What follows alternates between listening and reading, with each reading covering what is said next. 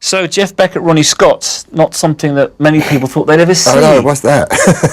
So why Ronnie Scott's, Jeff? I suppose it's because of certain contacts that I was in. I was sitting having a coffee over the road. It was just like an old sort of like Soho story, you know.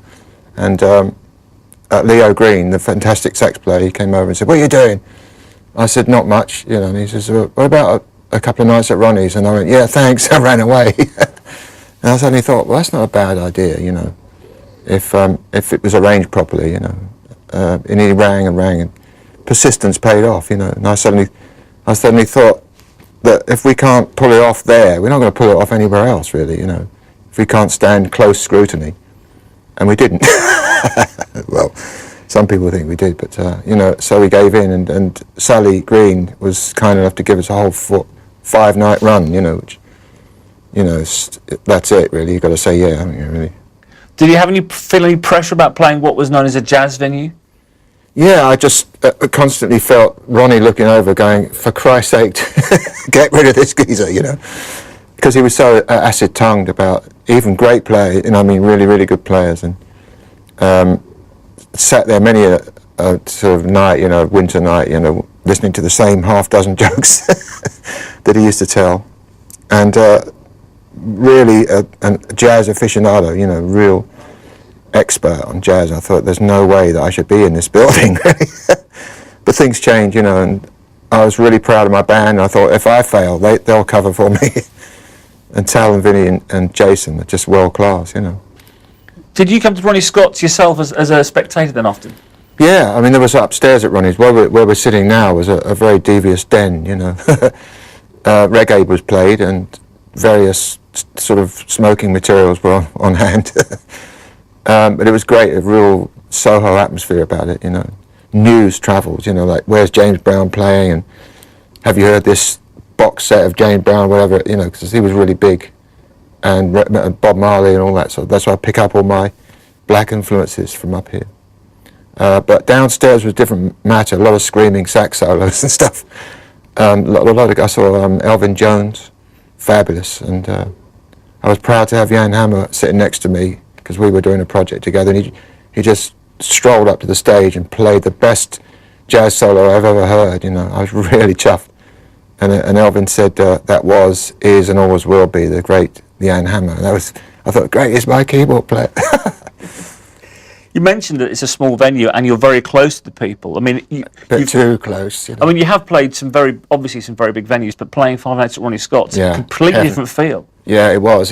We had a rather abrupt sort of a wake-up call. We played at B.B. King's Club in New York City after a tour, and I thought we are pretty well honed for any gig, you know, that they throw at us. We went in this club and I thought, oh, this is awful. You know, the sound was hollow and wooden, and nothing above 1 dB sounded good, you know. So we got through the first set, and it was pretty awful. I thought it was one of the worst experiences sound-wise, because we were geared for big stages, and second night was better, you know. But and then also having seen other rock bands in this place with a low ceiling, sound wasn't that great, to be honest. People didn't seem to worry about it, but I was at the back and I thought, I don't want to be here. I don't want to be here or up there. I don't want to go, you know. Jazz is fine because acoustically you could actually whisper something to somebody and still hear what they say back, but everybody was playing so loud, but it wasn't to great effect. Loud in a small place is not that great. So I was a bit concerned about that, but we spent a lot of time tuning in each of the instruments, and I think we got pretty much the best sound that we've ever had, you know, in these circumstances. Also, of course, a very small stage. You're very close with your I kept worrying about knocking Tal's teeth out, you know. But yeah, it was all right. Once you get used to it, and it's intimate, it's a one-off feeling, really, you know. It's one-off type of gig. How did you feel the audience is warm to you? How do you...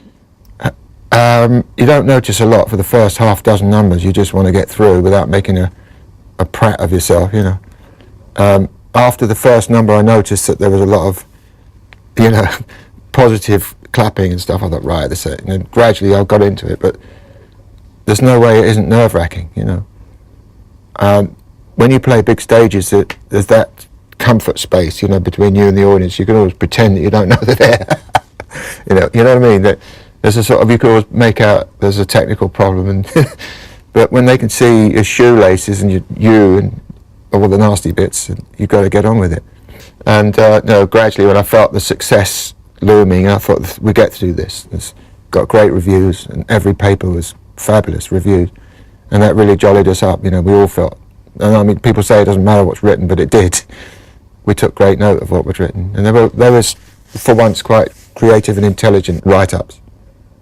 Did you achieve what you wanted to at Ronnie Scott's? Did you feel satisfied at the end of it all? More, yeah, I think. After we read the reviews, I think that was really what was really the icing on the cake, to know that it had reached somebody, you know, and it seemed unanimous that there was an event there worth looking at. You know, when I went home, I just died for a week. Every night, rapturous reception at the end of it. That must have helped. Yeah, yeah.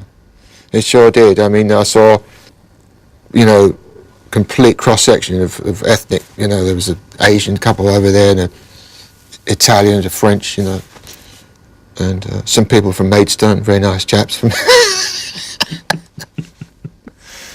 I mean, are you aware when you've got people like Jimmy Page and John Bon Jovi and Brian May in the audience, I didn't know they were there, man. I mean, you know, I think John came in, he wasn't supposed to come into the red dressing room, but he did. But immediately he left. All that counted was that moment. Are we going to go on, and is it going to be good tonight? You know, there's not enough time. You know, that stuff we play, I mean, it's not like 3-chord where you can pose and wonder about the audience. You just got to get in there, and if you avert your attention for 1 second, you're lost, you know. So it wasn't until really near the end where I could look up and see these bastards. Page and Bon Jovi and Brian May, and I went, who else is here? What was it? When did he start enjoying it? Like I said, after the first night we got through, and I read the review, and I didn't even read them. But Tal came in and she said, "Look at this," and Vinny came up and said, "Fuck." And the next night we felt like we could really do it. But every night in that bloody little dressing room, I was perched on tape machines, and there was literally a space no bigger than a small toilet, you know, with my guitar and a lamp, and it was pretty heavy. I mean, even though we were out of the woods, so to speak, after the first night, the pressure doesn't go away, you know, until the last note's played on the last night. You're out of there. You know. Do you think the Ronnie Scott experience is something you'd like to repeat? Not really, no. I don't think so. I think that just leave well alone, you know. I thought, well, maybe if they asked me this year later, I don't know. I don't know, really. Just leave it, because I remember it. Just leave well alone, you know.